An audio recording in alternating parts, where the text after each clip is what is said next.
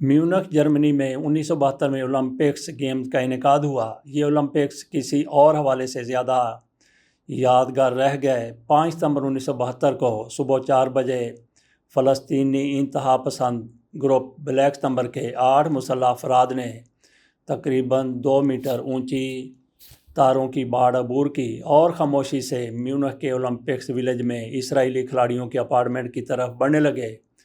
4:25 پر حملہ آوروں نے تالے میں ایک ماسٹر کی داخل کی اور ایک لابی میں دروازہ کھولا جو اپارٹمنٹس کو جاتی تھی۔ کچھ کھلاڑیوں کے ساتھ ہاتھا پائی کے بعد فلسطینی عسکریت پسندوں نے 2 کو ہلاک کر دیا اور 9 اسرائیلی کھلاڑی اور کوچز کو یرغمال بنا لیا۔ حملہ آوروں نے انہیں چھوڑنے کے بدلے اسرائیل کے ہاتھوں گرفتار 200 سے زیادہ فلسطینی قیدیوں کی رہائی کا مطالبہ کیا اور یرغمالیوں کو شہر کے ایک ہوائی اڈے پر منتقل کر دیا، جہاں مغربی جرمنی سیکیورٹی فورسز نے انہیں بچانے کی کوشش کی، لیکن بچاؤ کا منصوبہ ناکام ہو گیا اور ایک قتل عام شروع ہو گیا جس میں اسرائیلی اولمپک کمیٹی کے تمام 9 ارکان اور مغربی جرمنی پولیس کا ایک افسر ہلاک ہو گیا اور 8 میں سے 5 مسلح افراد بھی ہلاک ہو گئے۔ دیگر 3 افراد کو، جن کی شناخت عدنان الغاشی، جمال الغاشی اور محمد صفدی کے نام سے ہوئی، جرمن پولیس نے ان کو گرفتار کر لیا، لیکن بعد میں جرمنی کے ایک مسافر بردار طیارے لفتھانسا کے اغوا کے بعد تبادلے میں ان تینوں فلسطینیوں کو رہا کر دیا گیا۔ رہائی کے بعد ان تینوں افراد کو لیبیا میں منتقل کیا گیا، جہاں معمر قذافی نے ان کا ہیرو کے طور پر استقبال کیا۔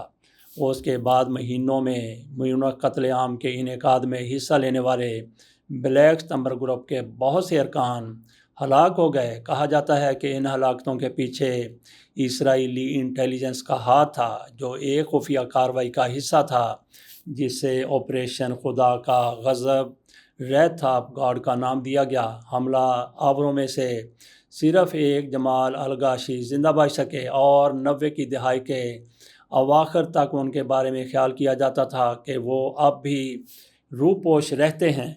اسرائیل نے مغربی جرمنی حکام پر یہ بھی الزام بھی لگایا کہ وہ ان کھیلوں میں مناسب سیکیورٹی فراہم کرنے میں ناکام رہے ہیں۔ حملے کے اگلے دن بھی کھیل جاری رہے۔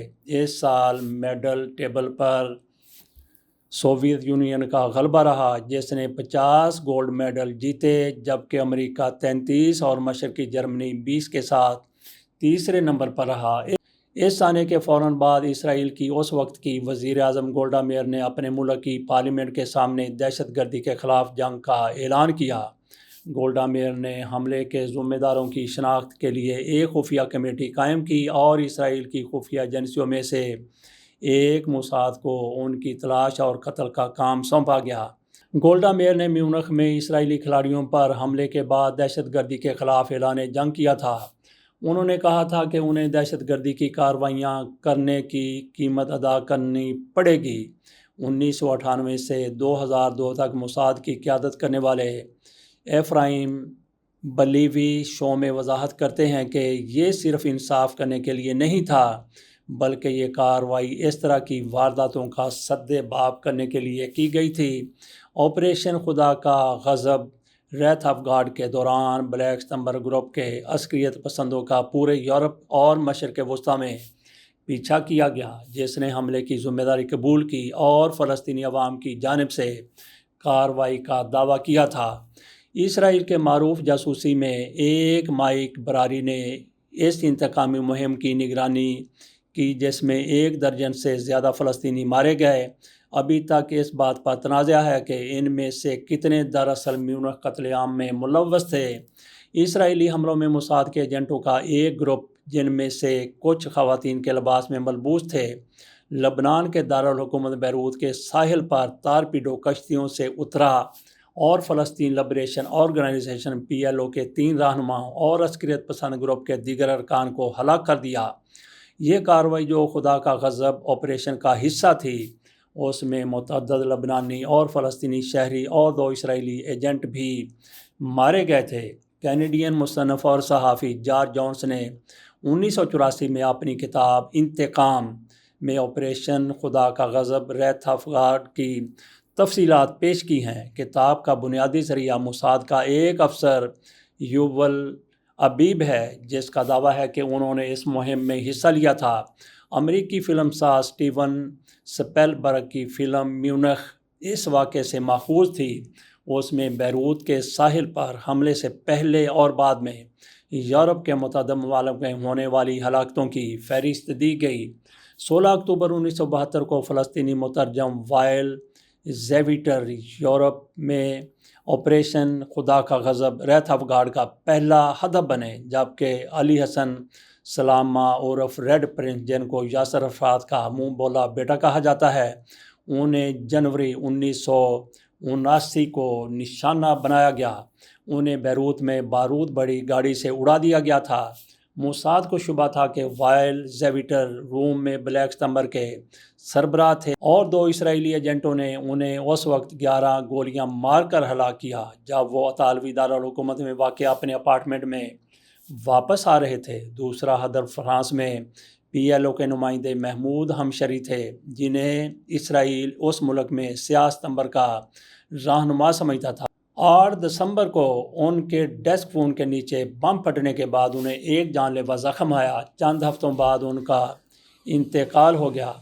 4 ماہ بعد 6 اپریل 1972 کو باسل القبیسی کو، جو لبنانی ذرائع ابلاغ کے مطابق popular front for the liberation of Palestine PFLP کے رکن تھے، پیرس کے ایک سڑک پر گولی مار کر ہلاک کر دیا گیا۔ قتل یہیں ختم نہیں ہوئے۔ قبرص میں PLO کے نمائندے زیڈ موچاسی یونان کے دارالحکومت ایتھنز میں ہوٹل کے کمرے میں دھماکے میں ہلاک ہو گئے، جبکہ اس وقت یورپ میں PLF کے آپریشنز کے سربراہ محمد بودیا پیرس میں کار بم دھماکے میں ہلاک ہو گئے تھے۔ یونیورسٹی آف میونخ میں یہودی تاریخ اور ثقافت کے پروفیسر مائیکل برینر نے BBC ورلڈ کو بتایا کہ آپریشن خدا کا غضب ریت افغان کے بنیادی مقاصد متاثرین کے اہل خانہ کو انصاف دلانا اور دنیا کو یہ دکھانا تھا کہ اسرائیل اپنے شہریوں کے خلاف جرائم کا ارتکاب کرنے والوں کو معاف نہیں کرتا۔ امریکن یونیورسٹی واشنگٹن DC کے سینئر فار اسرائیل اسٹڈیز کے ڈائریکٹر کا مزید کہنا ہے کہ 2 چیزیں اکٹھی ہوئیں۔ اولمپک کھیلوں کے دوران جرم کی نوعیت اور جرم حکام نے تینوں زندہ بچ جانے والے دہشت گردوں کو گرفتار ہونے کے چند ہفتوں بعد ہی رہا کر دیا۔ برینر بتاتے ہیں کہ یہ کیا سرائیاں بھی جاری تھیں جو اب بھی باقی ہیں کہ لفتھانسا طیارے کا اغوا جرمنوں کا ایک کھیل تھا، یا کم از کم اس نے اس کے لیے فلسطینی عسکریت پسندوں سے چھٹکارا پانے اور انہیں جرمنی سے باہر نکالنے کا موقع فراہم کیا۔ اس نے اپنے ایک اہم مقصد کو پورا کیا تاکہ گروہوں کو بیرون ملک اسرائیلیوں کے خلاف اسی طرح کے حملوں سے روکا جا سکے، اور اس نے اسرائیلی عوام کو دکھایا کہ ان کا ملک انصاف کرنے کی صلاحیت رکھتا ہے، لیکن وہ اپنا انتقام مکمل کرنے میں بالکل ناکام رہے، کیونکہ اسرائیلی انٹیلیجنس کو حملہ آوروں میں سے تیسرے جمال الغاشی کبھی نہیں مل سکے، جو 1999 میں عارضی طور پر اپنی چھپنے کی جگہ سے نکل کر دستاویزی فلم ستمبر میں ایک دن میں نظر آئے، جس میں وہ بھیس بدل کر اور اپنا چہرہ چھپا کر نظر آیا۔ انہوں نے کہا، مجھے میونخ میں جو کچھ کیا اس پر فخر ہے، کیونکہ اس سے فلسطینیوں کو بے حد مدد ملی۔ عسکریت پسند نے دستاویزی فلم میں کہا کہ میونخ سے پہلے دنیا کو ہماری جدوجہد کا کوئی اندازہ نہیں تھا، لیکن اس دن پوری دنیا میں فلسطین کا نام دہرایا گیا۔ اگست میں جرمنی کے دورے پر فلسطینی صدر محمود عباس نے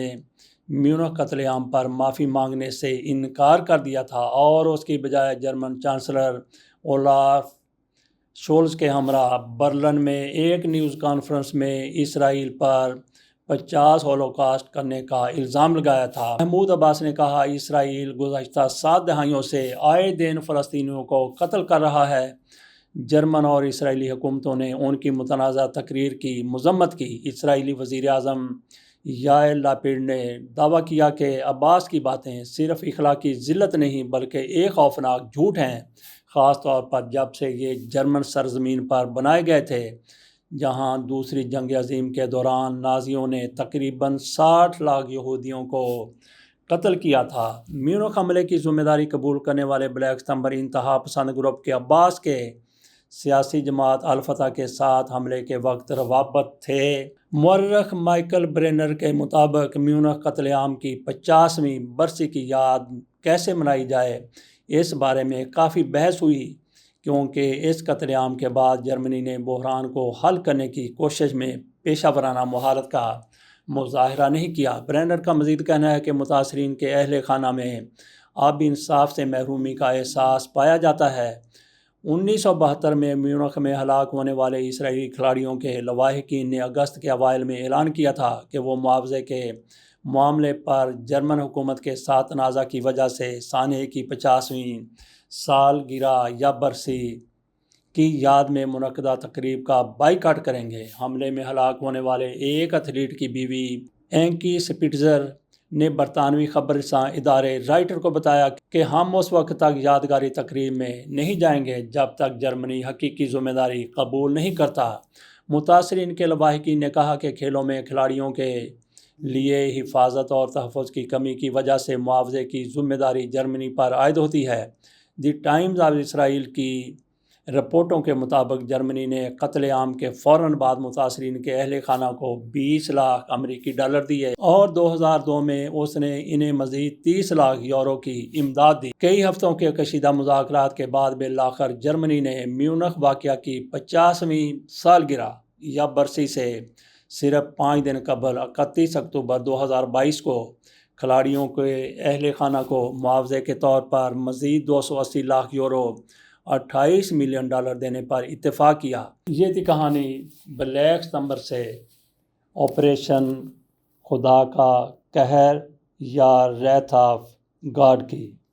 اجازت دیجیے، بائے۔